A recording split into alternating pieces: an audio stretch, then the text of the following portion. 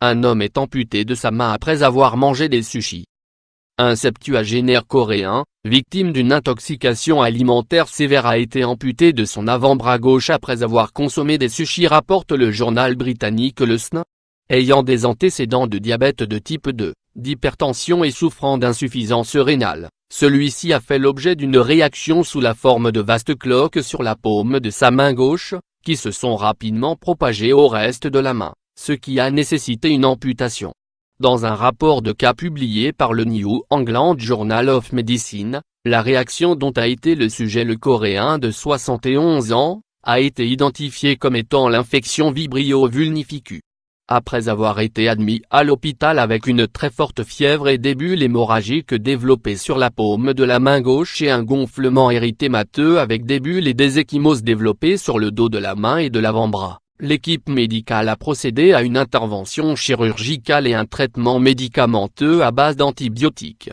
Malgré le traitement d'antibiotiques, les lésions cutanées ont évolué vers des ulcères nécrotiques profonds avec la propagation de l'infection qui a malheureusement nécessité l'amputation de l'avant-bras gauche du patient quelques jours après son admission. Qu'est-ce que l'infection Vibrio vulnificus?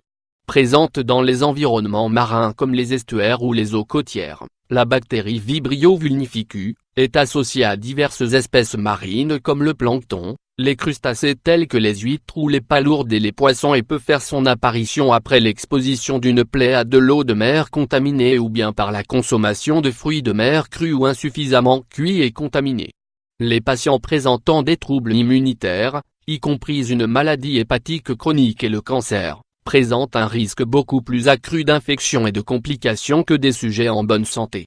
Comme ce fut le cas pour le Coréen qui souffrait d'une infection rénale en phase terminale et pour laquelle il était en hémodialyse, d'antécédents de diabète de type 2 et d'hypertension et qui le rendait particulièrement à risque d'infection du fait que son organisme rencontrait plus de difficultés à éliminer les agents pathogènes tels que Vibrio vulnificus.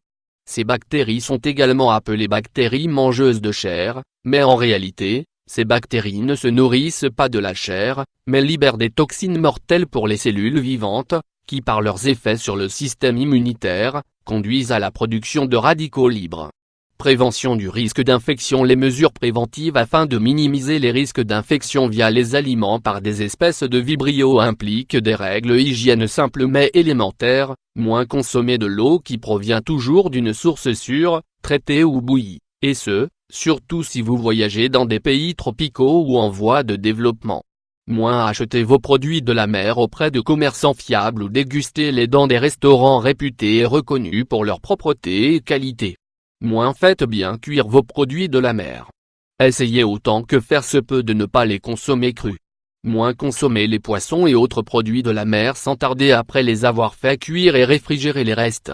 Moins garder toujours les produits de la mer cuits et crus séparés. Moins éviter de prendre des antiacides avant de consommer des produits de la mer ou autres crustacés, car une acidité réduite dans l'estomac peut favoriser la survie et la propagation des espèces de vibrions. Moins lavez-vous vigoureusement les mains avec du savon après être passé aux toilettes. Moins lavez-vous également bien les mains avec du savon avant de préparer un aliment. Prenez également soin de laver les planches à découper, les surfaces de travail, les couteaux et autres ustensiles de cuisine, surtout après avoir préparé des aliments crus.